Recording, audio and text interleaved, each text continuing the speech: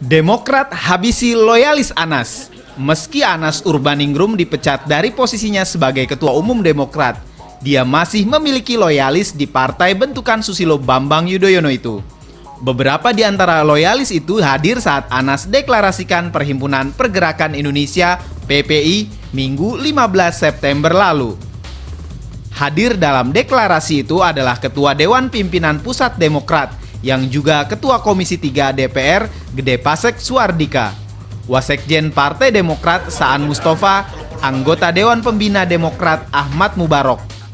Tampak pula hadir rekan Anas yang sudah lebih dulu dicopot dari jabatan mereka, yakni mantan Wakil Bendahara Umum Mirwan Amir dan mantan Sekretaris Divisi Pembinaan Organisasi Partai Demokrat Sudewo. Sudewo sendiri kini terdaftar sebagai kader Gerindra. Tak butuh waktu lama bagi Demokrat untuk menghukum mereka yang dikenal dekat dengan Anas itu. Saan langsung dicopot dari jabatannya sebagai Sekretaris Fraksi Demokrat dan digantikan dengan Teku Raffi Harsha. Sementara Pasek pun dicopot dari Ketua Komisi 3 DPR dan digantikan Ruhut Sitompul. Mirwan Amir pun digeser dari Wakil Ketua Badan Anggaran DPR dan digantikan Joko Ujianto. Sesaat sebelum pencopotan itu, Wakil Ketua Umum Demokrat Maxo Pakua menyatakan akan ada sanksi bagi mereka yang hadir atau menjadi anggota PPI. Melihat aksi sapu bersih Partai Demokrat ini, sejumlah loyalis Anas yang lain pun ikut berteriak. Misalnya, mantan Wakil Direktur Eksekutif Demokrat M. Rahmat yang langsung menunjuk hidung Syarif Hasan di balik aksi pemecatan Saan dan Pasek. Menurutnya, Syarif yang juga Ketua Harian DPP Partai Demokrat menerapkan cara-cara politik hutan rimba. Ia mengatakan ulah Syarif akan membuat upaya Partai Demokrat dalam menaikkan elektabilitas partai akan menjadi sia-sia. Cibiran lain juga datang dari ex-ketua Dewan Pimpinan Cabang Partai Demokrat Cilacap Tridianto. Ia justru menyerang Ruhut Sitompul yang menggantikan Pasek sebagai Ketua Komisi 3 DPR. Menurut loyalis Anas ini, Ruhut tak layak pimpin Komisi 3. Partai Demokrat sendiri lewat ketua fraksinya Nurhayati Ali Assegaf beralasan, ini cuma masalah biasa atau sekedar penyegaran dan rotasi di tubuh partai. Rotasi ini mungkin juga sebuah bentuk penegasan. Jangan pernah sekalipun menduakan SBY.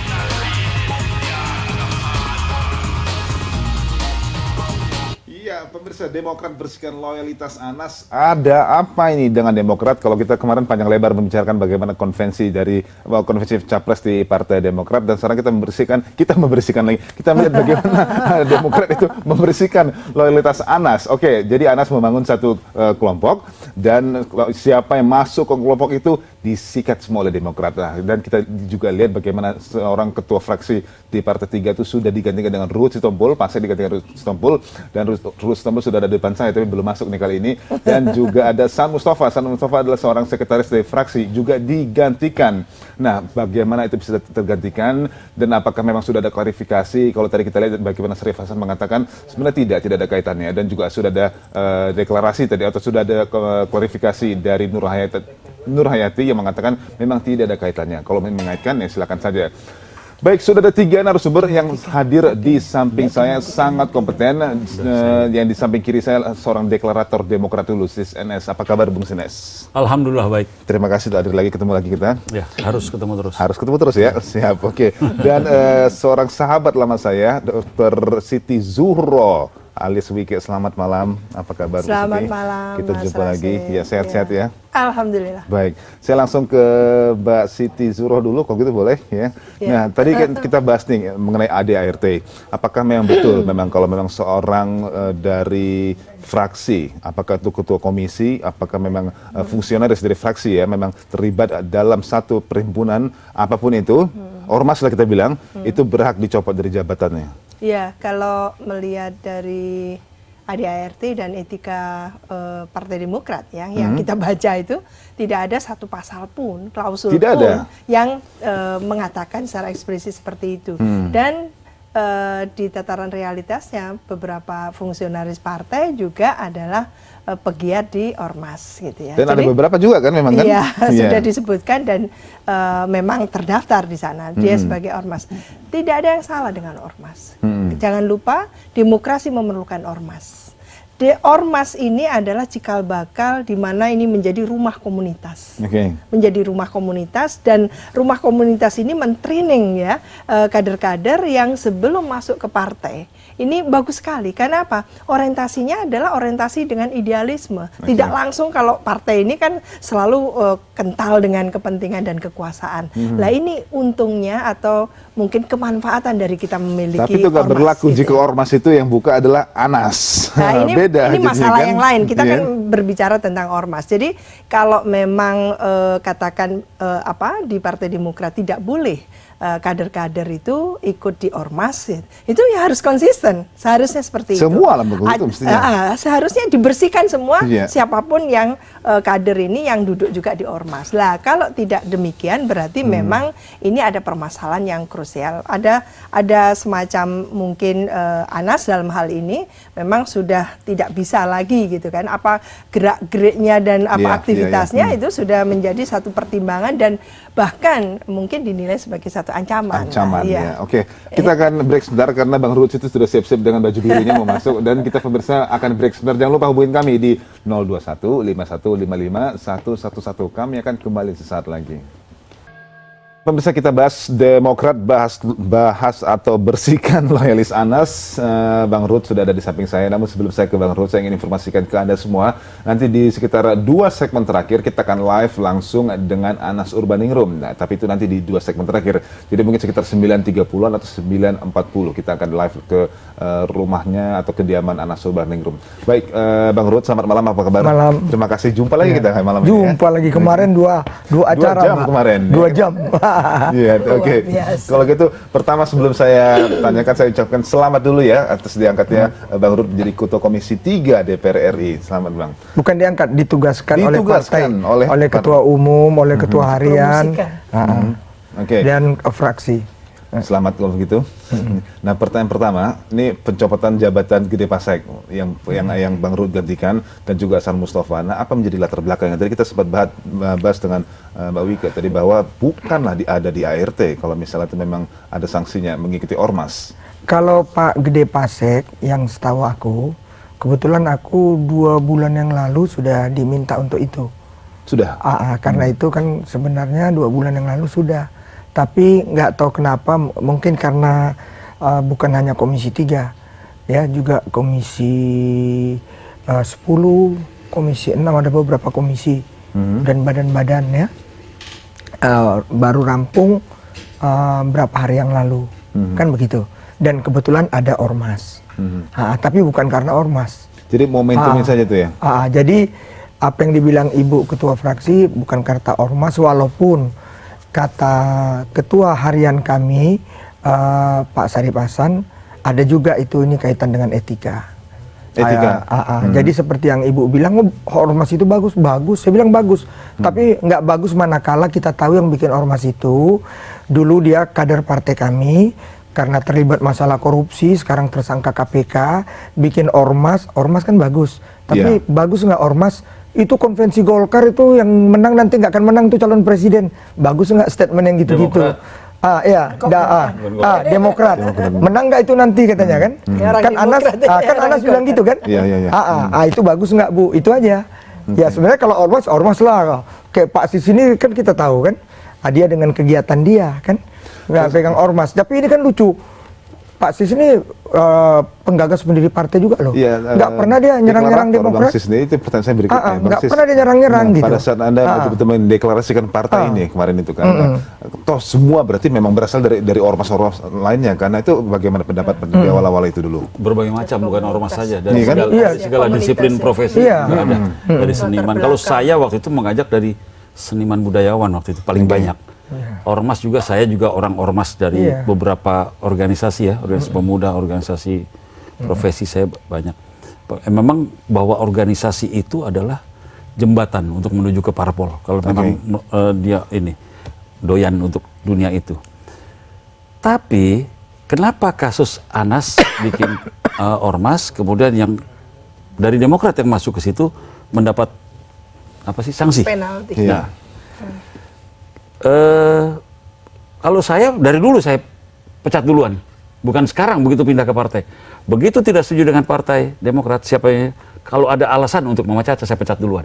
Gitu. Saya kepengen partai ini bagus menurut saya. Kalau sekarang menurut Pak SBY dan teman-teman, kalau tidak ada Pasek, tidak ada Saan Mustafa, mungkin bagus. Dan menurut saya bukan cuma berdua, ada beberapa orang lagi loh banyak yang loyalitasnya Anas. Cuma nggak datang ke deklarasi. Pertanyaannya seperti juga beliau, apa salahnya? Di mana aturannya? Ada etikanya nggak? Apa ada fatsun politik ada nggak begini? Pantas nggak bahwa ini harus keluar? Itu yang mesti dipikirkan dulu. Kalau saya jadi Pak Syarif Hasan pun, saya akan nggak terlalu terburu-buru. Kalau mau terburu-buru, dulu waktu kita berperang lawan Anas, langsung coret. Itu lebih bagus daripada dipelihara, akhirnya juga dicoret juga. Cuma gara-gara kayak ini yang tidak ada aturannya. Itu telat sekali. Tapi kan dulu kan belum ada alasan yang kuat. Sekarang ada alasan. Loyalis sekarang kan momentum masuk ini deklarasi ormas ini itu jelas seperti statementnya. Ya kan standing pointnya di mana dia kita putuskan dia. Nggak ada alasan juga. Aturannya nggak ada kok. Cuma Ruhut bilang tadi Pak Ormas bagus dipimpin sama orang yang jelek. Orang Partai Demokrat nggak boleh masuk ormas yang dipimpin oleh orang jelek berarti. Gitu. Nanti kalau ada organisasi Nggak bilang jelek. orang apa sih? Anas orang apa tuh? Koruptor? Ya dia tersangka, kan gitu. tersangka. Udah itu kan itu ormas bagus loh. Tapi kan lucu ditanya wartawan konvensi cerita calon konvensi yang sebelah situ walaupun nanti menang nggak akan menang itu. Kan diulang-ulang di semua TV. Maksud aku sahabat aku Anas nggak usah ngomong gitulah. Kan ormas. Tapi itu hak asasi dia, biarkan dia ngomong kayak gitu. Iya, tapi kan analisis dia. Tapi kan itulah akibatnya Pak. Ini kan kausalitas, sebab akibat. Mungkin yang lain-lain itu gitu. Kalau aku nggak ada masalah. Tapi yang lain itu begitu ya. Kan mereka pimpinan kami, saya harus hormati. Kata Bang Sis tadi ada lagi mestinya yang pro Anas, ada lagi loyalis. Pasti banyak mesti kan? Ada, pasti. Saya yakin. Karena Anas pemenang dari lomba mencari ketua atau kongres. Dia pemenang yang loyalisnya pasti banyak. Berarti nunggu momen apa lagi nanti? Nggak bakal bisa kalau ditebas semuanya habis. Gitu. Partai itu habis. Saya yakin ada yang sepenuh hati ke Anas, ada yang setengah hati ke Anas. Tapi dia juga di dua kaki. Ada di dua hati. Dia pengen aman, sini dulu. Kalau nggak jadi, pindah ke sana. Dan jangan ditakuti organisasinya Anas. Nggak hebat kok. Dia buat apa? 2019 dia baru bermain gitu. Yang dibilang Pak Sis itu ada benarnya yang main dua kaki. Tapi sebenarnya partai kami ini kan jelas ya berangkat dari disiplin dan Pak Sis juga ikut di dalamnya pada waktu itu. Jadi nggak boleh dua kaki. Tapi tercium pasti kan ada kan? Ya ada, betul Pak, ya ada. Tapi kan kita nggak enak nunjuk hidungnya. Tapi nanti secara mengalir lah, secara alami nanti ketahuan. Kalau bicara Anas jadi ketua umum, mungkin saya yang paling depan waktu itu. Tapi saya lihat, begini. Saya mundur, saya nggak pernah lagi kan, karena itu akhirnya lihat tuh tukang jamu aja mengkritik saya. Tapi ngapain saya tanggapin tukang jamu? Kan saya senyum aja kan. Kalau ini berkalo-kalo. Kalau saya ada di jajaran pimpinan Partai Demokrat saat ini, saya biarkan udah Pasek sama Saan sama siapa lagi ya, tetap di Partai Demokrat sampai ketahuan dia terpilih nggak jadi anggota DPR. Kalau sudah terpilih baru coret. Manfaatkan orang lain. Ini bagus yang Pak Sis bilang. Jadi sebenarnya gini. Pak SBY kan Pak Sis tahu, nggak ada kok yang dibuang, tapi karena mereka galau sendiri. Kalau Saan, jujur aja, dapilnya nomor urut 1 loh. Saan. Kalau Gede Pasek, kebetulan Pak dia calon DPD Pak, Dewan Perwakilan Daerah, udah DCT. Udah itu ada yang lain-lain, orangnya Anas, ya. Kita nggak depak, Bapak itu orangnya paling baik kok Pak Sis tahu. Tapi kalau dia pergi. Mirwan tadi saya lihat ada juga. Ada dia caleg. Tapi di Anas juga datang. Dia datang. Dia caleg. Ya, jadi dia sama dengan siapa Saan. Udah itu Dewo, dia ke Gerindra karena dia pergi kok. Ya, udah itu Makmun Murad karena dia nggak mau kok. Mubarok, ini lain cerita lagi Pak Sis. Aku mesti sering ketemu Pak Sis. Mubarok ini kan kita udah tahu semua statement. Saya mau ikut konvensi, ada 3 konglomerat besar mau dukung saya. Tanya kawan nggak masuk konvensi. Ditolak atau gimana? Ya itu aku nggak tahu lah kan aku nggak komite. Tidak lolos. Itu ceritanya. Itu ceritanya. Mbak Wike, saya ke Mbak Siti Zuhro. Oke, melihat ini pemetaannya jadi bisa-bisa saya nggak tahu. Kalau saya langsung berpesimistik, saya lihat wah ini bisa pecah juga lama-lama ini ya. Oke, nah apa yang sebaiknya dilakukan Demokrat sekarang untuk menguatkan partai itu dari mereka yang dengan kaki dua tadi terpisah itu? Iya, jadi sebetulnya ini adalah kegalauan dari Partai Demokrat. Mohon maaf ya Bang Ruth ya, jangan diinterupsi dulu. Jadi kegalauan dari Partai Demokrat yang lalu kegalauan tadi itu ditunjukkan melalui refleksi emosionalnya gitu ya. Jadi apapun yang dilakukan oleh yang dianggap lawan politik ini sebagai satu ancaman langsung gitu ya. Threatening, jadi mengancam langsung Partai Demokrat. Lupa bahwa Partai Demokrat ini sedang akan bersaing, berkontestasi di pemilu legislatif 2014. Seharusnya ini betul-betul dia akan, ini dengan konvensi sudah mulai bagus gitu kan, katakan gitu, sudah mulai mendongkrak gitu.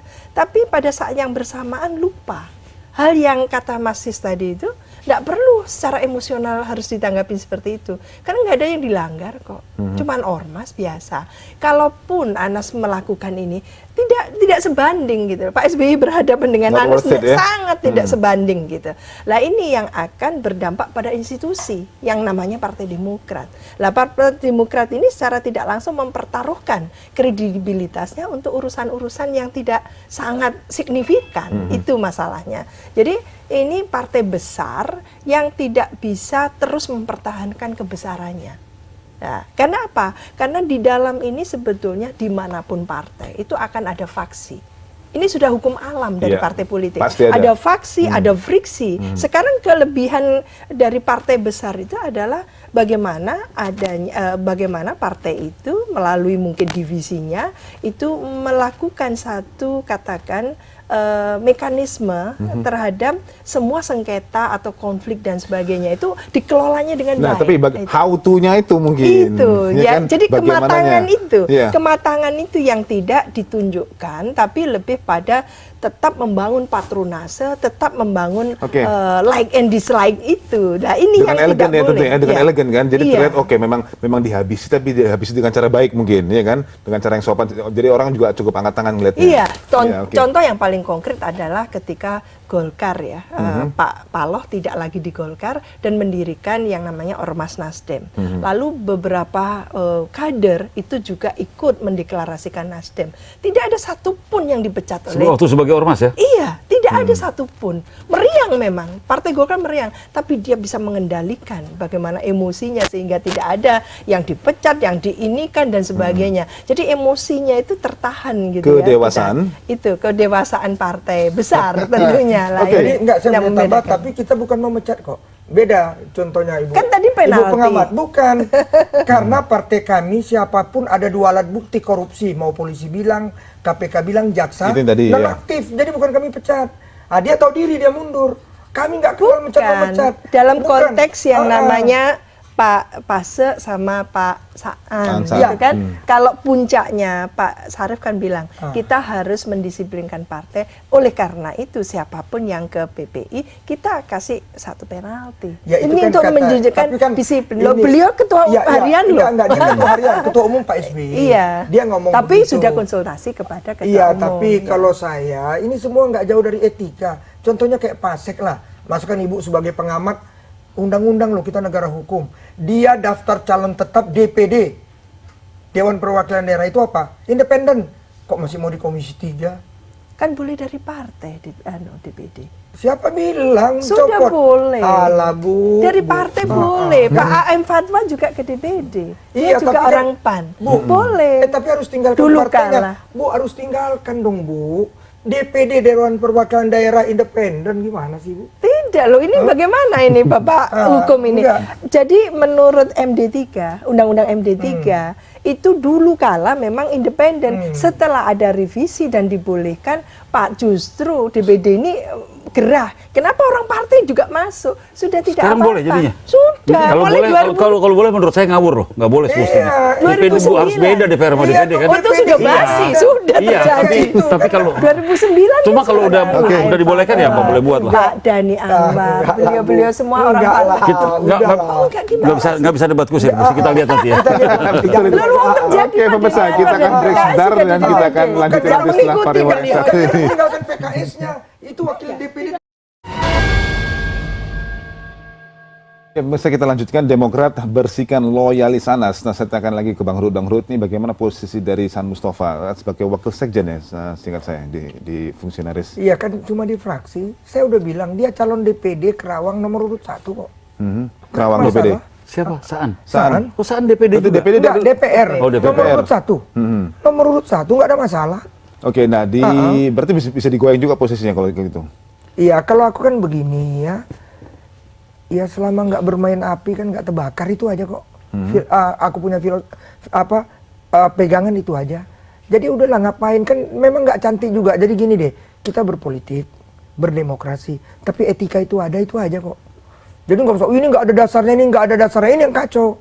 Tapi etika, Gini. elok nggak? Tapi etika, ya, oke, saya coba mengerti dari sisi San Mustafa. Oke, seorang Anas, dulu kan ketua umum, berarti sudah cukup kuat lah ideologi segala macam terhadap partai kan. Nah, apakah salah jika saya berteman dengan mantan ketua umum? Ya kebetulan lah jadi tersangka kasus korupsi sekarang. Nggak berteman nggak salah kok. Nah. Nggak salah. Saya juga kalau ketemu Anas di mana aja cipika-cipiki kok. Nggak salah. Ikut ormas ya, dan kalau lihat ormas juga tadi nothing lah sebenarnya kalau Bang Sisteri bilang. Nah, sejauh apa nih kok bisa langsung dihabisi seperti itu? Enggak, kalau aku gimana ya, kayaknya lucu gitu, giliran kami nggak boleh penyegaran gitu. Itu biasa kok ada penggantian gitu. Cuma timingnya aja. Timingnya aja yang ku bilang. Kalau itu kemarin, kan mestinya saya sebulan yang lalu. Pergantian. Ini kan semua orang udah tahu saya ketua Komisi 3 sebulan yang lalu. Tapi taunya karena belum semua, jadi timing aja kok. Oke. Jadi nggak ada masalah. Saya dengar tadi, saya baca di media juga sedikit tadi ada pergolakan, ada pergolakan, ada penolakan mungkin bahkan Bang Ruhut untuk menjadi ketua di Komisi 3. Iya, penolakan dari fraksi-fraksi lain kan. Karena kita tahu lah, kan orang tahu saya kaitan dengan pencegahan pemberantasan korupsi, nggak ada tawar-menawar kok. Rakyat miskin karena korupsi. Mungkin mereka lihat, wah ketua umum partainya pun dia goyang, gimana kami yang fraksi lain.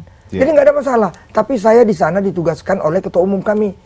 Dan itu di dalam kesepakatan beberapa komisi, kami ketuanya, ada yang kami wakilnya sebagai partai pemenang, begitu juga di badan.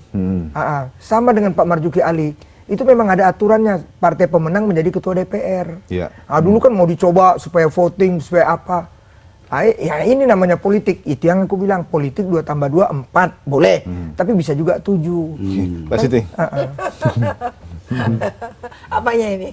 Mbak Siti udah siap-siap nih apanya. Apanya ini? Oke, tadi saya tanyakan, kita mengenai etika tadi. Saya belum begitu paham. Oh iya. Ya kan, Saya sangat setuju bahwa demokrasi itu tidak boleh minus moral politik. Lagi-lagi itu teori.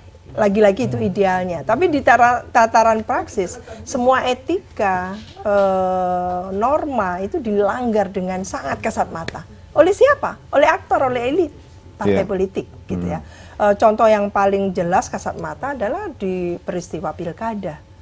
Justru dalam proses pilkada itu, kalau kita katakan ya, sejumlah pilkada itu, elit-elit dan para aktor ini justru bukan faktor yang mendorong demokratisasi, tapi menjadi faktor constraining yang menghambat demokratisasi. Juga demikian di tingkat pemilu nasional. Bagaimana kita mengharapkan tadi itu keluhuran, kemuliaan dari demokrasi, dari pemilu yang menyertakan etika politik, moral politik. Tapi di tataran pelaksanaannya terjadilah transaksi, politik transaksional, vote buying. Itu semua dihalalkan. Jadi itu kan menipu masyarakat, publik, menistakan tapi kan bisa rakyat. melihat juga kan publik, berarti kan bisa menilai publik sekarang. Oh iya, iya. Jadi masyarakat, mungkin Bang Ruhut lebih tahu dari saya, ada anti klimaks terhadap partai politik. Jadi ada distrust dari masyarakat terhadap partai politik karena partai tidak amanah, partai tidak jujur. Jadi baik partainya maupun parlemennya, bahkan ada hasil penelitian Transparansi Internasional yang mengatakan parlemen dan lembaga penegak hukum kita itu nomor 1 terkorup. Oke, gitu kan? itu menarik. Pertanyaan saya berikutnya ke Bang Ruhut. Wajar nggak saya sebagai publik asumsi apa yang dikatakan Mbak Siti tadi? Oke, kalau itu memang apa yang dilakukan Partai Demokrat sekarang menunjukkan kegalauan sang ketua, terlalu cepat merasa terancam. Kalau saya enggak juga. Mungkin hanya dengan Pak Sis, kenapa nggak dari awal kan begitu? Iya. Mengenai itu aku ada setujunya dengan Pak Sis ya. Tapi itu kembali, inilah politik. Nah, inilah politik. Politik itu kan bukan ilmu eksat. Jadi bisa aja. Tapi kalau dibilang kegalauan enggak kok. Tapi kan kita lihat, ini juga kadang-kadang kalau kami lihat kenapa gencar, itu masalah Ormas Anas itu persoalan kecil kok. Nah, itu tapi dia. yang saya bilang, ini sekarang kenapa semua kaitan dengan itu, ini semua diangkat menyerang kami, karena konvensi, ide brilian dari Pak SBY itu, nyatanya polling kami sekarang naik. Ya, kami sekarang 2 besar. Kalau saya mungkin jadi ketua di Demokrat, kita berandai-andai ya. Saya akan jaga betul yang namanya konvensi itu, jangan sampai terusik hal-hal kecil seperti ini. Oke, masuklah Anas dengan ormas apapun itu. Saya tetap istiqomah saya di situ. Saya mau bertanya kepada semuanya nih. Dengan kejadian ini, ada yang dirugikan nggak? Siapa yang dirugikan? Misalnya dengan bukan pemecatan apa sih? Itulah. Penyegaran lah. Ada yang dirugikan nggak? Iya, jadi Demokrat rugi nggak? Ini coba ya, kalau saya publik gitu ya, lepas ini kan beliau ini ada di dalam, Anda sudah di luar. Kita publik akan menilai, kok zolim banget sih. Gitu. Jadi yang rugi siapa? Yang menjolimi? Menurut logika, kalau kita educated, ya nggak ada masalah. Memang di politik itu yang dirugikan ya si Partai Demokrat, si personel udah personel sih cuma rugi 1,5 tahun, 1 tahun lah, udah nggak jadi. Tapi Partai Demokratnya institusi rugi nggak? Iya dong. Berarti kalau saya jadi Pasek, jadi Saan Mustafa, saya ramein terus ini untuk merugikan Partai Demokrat, ya kan? Kalau saya jadi politisinya, kalau saya jadi Partai Demokrat, bukan sekarang saatnya, Pak. Saya berhentikan itu. Ini kan juga test case. Ternyata Partai Demokrat bergeming, gitu ya. Dengan apapun gerakan baru gerak gini bergeming. Mestinya tidak. Kan karena gitu. ada esensi, ada sensasi, ada emosi. Saya melihat di sini memang emosi duluan. Betul. Tiba-tiba Partai Demokrat kaget melihat Anas. Padahal saya lihat organisasi Anas. Ini Anas mengaku sebagai lembaga kebudayaan akan memajukan kebudayaan.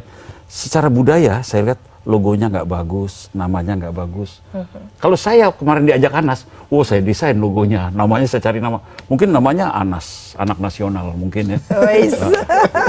Kalau jadi partai nanti Panas, Partai Anak Nasional, mungkin. Luar biasa. Bukan Pasis ya, Pasis bukan. Oke, kita sudah di penghujung waktu, kita akan live nanti langsung dengan Anas Urbaningrum dari rumahnya. Saya harus mohon izin dulu dan saya harus mohon izin dulu ke 3 narasumber. Bang Ruhut, terima kasih banyak Bang Ruhut. Kita nggak sampai 2 jam kali ini, kita cuma 3 segmen doang ya. Mbak Wika, terima kasih banyak waktunya. Jadi saya nggak ngomong sama Anas nih. Anas, sorry, gua kangen sama lo, Nas. Kalau ada ingin sampaikan ke Anas, silakan sampaikan sekarang sebelum kita live nanti mungkin. Lanjutkan. Lanjutkan dengan PPI. Dua-duanya selamat berjuang, Demokrat berjuang, Anas berjuang. Kita hormati demokrasi. Yang penting untuk bangsa. Inilah demokrasi. Ini demokrasi. Oke, pemirsa jangan kemana-mana, kami masih akan kembali dengan Anas Urbaningrum sesaat lagi. Ya pemirsa, kita lanjutkan, ada apa berita, kita membahas masih tema yang sama yaitu Demokrat bersihkan loyalis Anas. Tadi dengan latar belakang bagaimana deklarasi PPI yang didirikan oleh Anas Urbaningrum. Baik, saya akan langsung live dengan Pak Anas Urbaningrum dari kediamannya. Sekarang sudah tersambung langsung dengan Bapak Anas. Pak Anas, halo, selamat malam.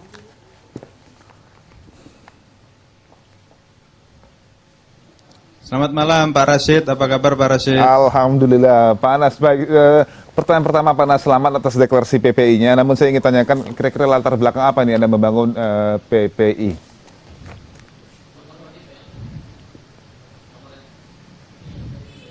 Ini adalah semangat kawan-kawan untuk berkumpul, untuk membuat forum untuk berpikir, untuk diskusi, untuk terus memberikan kontribusi bagi Indonesia sekecil apapun.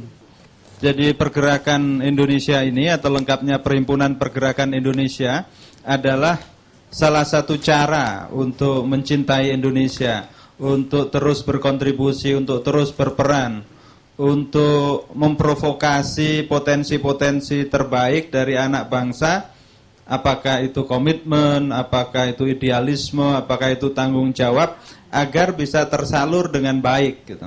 Baik, berarti Pak Anas itu menjadi energi yang ikut menggerakkan sejarah kemajuan Indonesia. Berarti ideologi untuk membangun nasionalisme sangat kuat di situ. Oke, pertanyaan saya berikutnya adalah, nah, beberapa fungsionaris dari Partai Demokrat yang terlihat bergabung juga dengan PPI itu dicopot atau mungkin digantikan atau apapun lah itu. Nah, tanggapan Anda dulu, Pak Anas.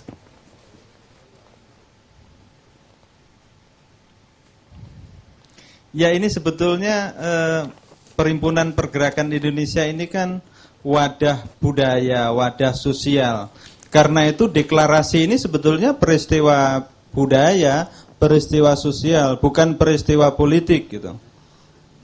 Sebetulnya tidak sepadan kalau direspons dengan tindakan-tindakan politik, apalagi tindakan politik yang keras, misalnya mencopot ya.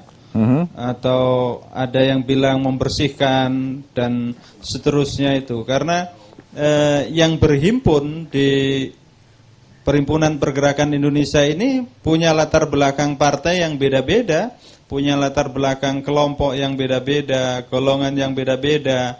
Karena memang ini wadah yang terbuka, wadah yang inklusif, bisa menampung siapa saja. Yang kedua, ini tempat kumpul yang kecil-kecilan ini warung kopi kira-kira begitulah, ini kaki lima, ini toko kelontong gitu. Jadi tidak perlu ada yang merasa khawatir, merasa galau, merasa kontroversi hati begitu atau labil hatinya, karena kontroversi ini kan hati. Sesuatu yang sebetulnya positif dan konstruktif ya. Ya, namun warung kopi Pak Anas positif itu aja, konstruktif, bukan untuk mengganggu siapa-siapa. Warung kopi Pak Anas itu kayaknya cukup membahayakan atau mungkin bisa dikatakan sebagai threat juga bagi Partai Demokrat. Tadi kita berbahas dengan ada SIS tadi, ada juga Ruth Stompul, ada juga tadi Siti Zuhro. Kita membahas bagaimana, oh iya di Demokrat itu masih banyak yang masih dua hati. Mereka masih taruh satu kaki di Demokrat, tapi satu kaki lagi masih tetap kepada Anas. Nah, begitu ada kesempatan ini, oh ternyata mereka menampakkan diri lebih pro ke Anas. Nah, jadi dicopot lah. Berarti memang masih ancaman lah yang namanya warung kopi Pak Anas ini bagi Demokrat.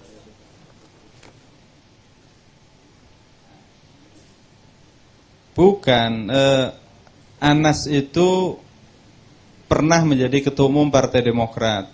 Karena itu tidak mungkin Anas bekerja yang mengancam Partai Demokrat. Itu pilihan politik saya atau pilihan peran saya itu tidak pernah dimaksudkan untuk mengancam Partai Demokrat. Karena itu tidak mungkin dilakukan, apalagi ada di dalamnya adalah sahabat-sahabat yang masih aktif di Demokrat. Ya. Tidak mungkin aktivis Partai Demokrat itu mengancam Partai Demokrat, ingin mendegradasi Partai Demokrat, ingin menggembosi Partai Demokrat, itu tidak mungkin. Jadi logika dasarnya ya tidak nyambung kalau PPI ini dianggap sebagai upaya menggembosi Demokrat. Oke, Bang Anas, tadi yang dijustifikasikan dari Bang Ruhut adalah sangatlah tidak etis bagi mereka fungsionaris atau mungkin kader dari Partai Demokrat ikut PPI. Kenapa? Karena PPI dulunya adalah seorang mantan ketua umum Partai Demokrat. Tapi quote and quote dari Pak Anas juga mengatakan nanti siapapun yang akan lolos dari konvensi 11 orang itu tidaklah atau bukanlah akan menjadi pemenang. Nah, mungkin ada sedikit sensitivitas mungkin dari yang keluar dari mulut Bang Ruhut di situ. Nah, tanggapan Anda, Pak Anas?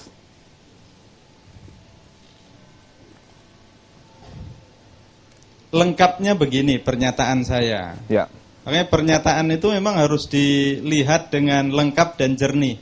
Saya bilang ketika ditanya tentang konvensi bahwa kalau cuaca politik tidak berubah seperti sekarang ini, maka siapapun pemenang konvensi akan sulit menjadi pemenang pilpres. Jadi ada 2 poin. Satu, lihat cuaca politiknya berubah, berfluktuasi atau tidak. Yang kedua adalah sulit untuk menang. Sulit itu bukan berarti tidak bisa menang, tapi memang sulit. Dasarnya apa? Dasarnya adalah hasil-hasil survei. Saya tahu dan saya ingat persis bahwa Pak SBY kepada kader-kader Partai Demokrat selalu meminta agar mempercayai hasil survei. Nah, dari berbagai hasil survei memang mengatakan situasinya sulit untuk kesebelasan peserta konvensi yang sekarang ada di Demokrat gitu. Bukan berarti tidak bisa. Sulit itu beda dengan tidak bisa. Oke, Pak Anas, kita break sebentar, namun jangan kemana-mana Pak Anas. Kita akan lanjutkan, masih ada satu segmen lagi. Ya, dan pemirsa jangan kemana-mana, kita akan lanjutkan dengan Pak Anas Urbaningrum setelah pariwara yang satu ini. Masih ada satu segmen lagi. Ya, pemirsa, kita masih membahas bagaimana Demokrat menghabisi loyalis Anas, dan kita sudah masih tersambung dengan Pak Anas Urbaningrum langsung dari kediamannya. Pak Anas, kita lanjutkan lagi Pak Anas ya.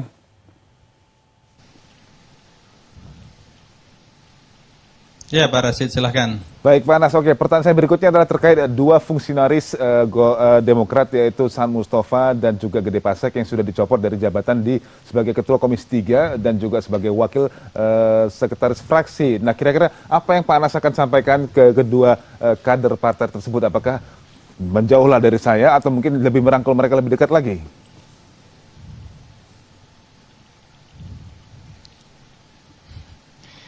Saya itu bersahabat lama dengan Pak Saan, Pak Pasek, dan yang lain-lain, bukan hanya Pak Saan dan Pak Pasek. Sahabat saya kan banyak ya. Saya sudah komunikasi terus terang dengan keduanya, dengan Pak Pasek sudah, dengan Pak Saan sudah. Dari komunikasi itu saya tahu persis bahwa Pak Saan dan Pak Pasek itu menerima pencopotan ini dengan ikhlas, karena sadar betul bahwa yang namanya posisi, amanah, atau jabatan itu adalah amanah. Amanah itu dipergilirkan, tidak berhenti, tidak paten di situ gitu. Jadi tidak ada masalah dicopot atau diganti. Barangkali yang bermasalah buat saya gitu. Bermasalah dalam pengertian mengundang pertanyaan adalah karena alasannya aktif, ikut terlibat, hadir dalam deklarasi Perhimpunan Pergerakan Indonesia. Kalau alasannya adalah aktif di Ormas, tentu hal ini mestinya berlaku kepada kader-kader Partai Demokrat yang lain yang juga aktif di berbagai macam Ormas gitu. Ini kan soal cara berpikir ya, konsistensi berpikir. Kalau kebijakan tentu harus berlaku semua mestinya, kecuali memang ada aturan yang disebutkan bahwa boleh aktif di ormas manapun kecuali Perhimpunan Pergerakan Indonesia. Dan kalau ada larangan seperti itu, usul saya bagus kalau dimasukkan di dalam fakta integritas, satu poin tambahan, boleh masuk ormas apa saja, aktif ormas apa saja, kecuali Perhimpunan Pergerakan Indonesia. Dengan begitu ada, dengan begitu ada landasannya gitu. Oke, berarti Pak Anas, Anda nggak perlu merasa bertanggung jawab dan ya. Dan boleh kalau partai membuat kebijakan begitu kan itu kan otoritas partai. Iya, oke. Pak Anas, secara umum berarti Anda masih merasakan Anda masih memiliki satu, pengaruh yang sangat luas, dua juga jejaring yang cukup luas. Nah, saya ingin tanyakan kaitkan dengan PPI, Perhimpunan Pergerakan Indonesia, mau kemana nih dengan modal jaringan dan juga pengaruh cukup luas tadi? Mau diarahkan kemana nih pengelolaan dari Perhimpunan Pergerakan Indonesia?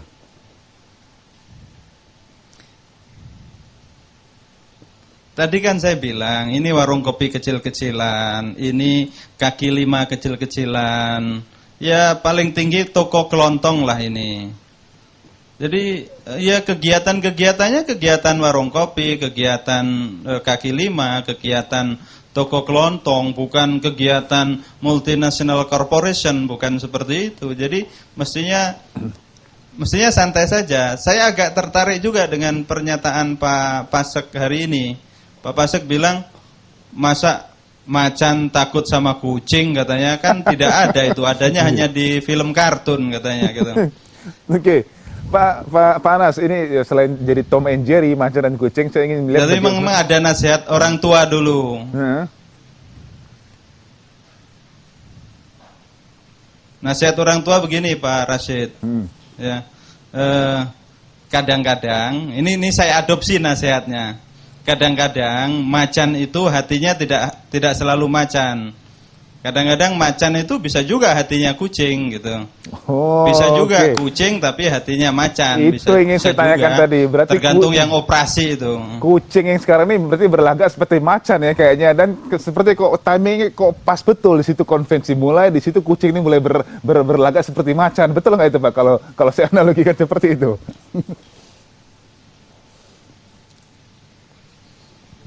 Bukan, ini warung kopi, bukan warung kucing, bukan. Kalau warung nasi kucing sih ada, tapi ini warung kopi ini. Oke. Baik, Pak, sebagai terakhir, Pak Anas, apa yang ingin Pak Anas sampaikan mungkin ke teman-temannya di Demokrat? Tadi kita bahas lagi loh dengan Pak Ruhut, tadi juga mengatakan, Pak Sis juga mengatakan masih banyak seat sebenarnya itu mereka yang itu masih antara dua hati, mau ke Demokrat, mau ke Anas, mau ke Demokrat, mau ke Anas. Nah, apa yang ingin Pak Anas sampaikan ke mereka yang masih di Demokrat?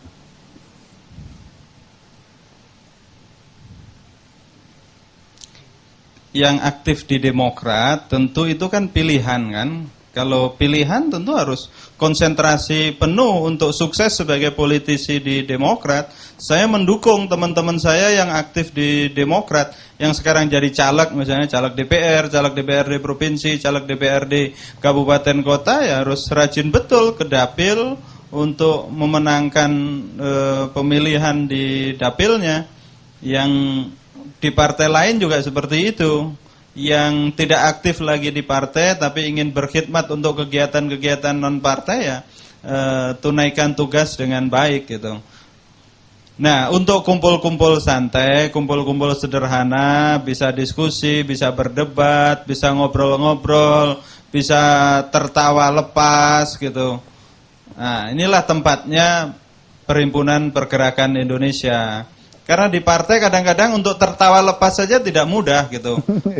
Nunggu dulu ada komando tertawa atau tidak ini misalnya.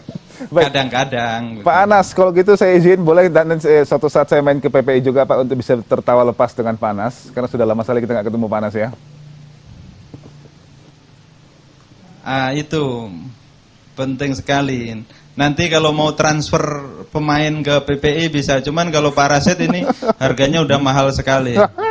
Baik, Pak Anas, terima kasih banyak atas waktunya Pak Anas. Kita jumpa lagi di lain kesempatan. Terima kasih sekali lagi. Selamat malam Pak Anas.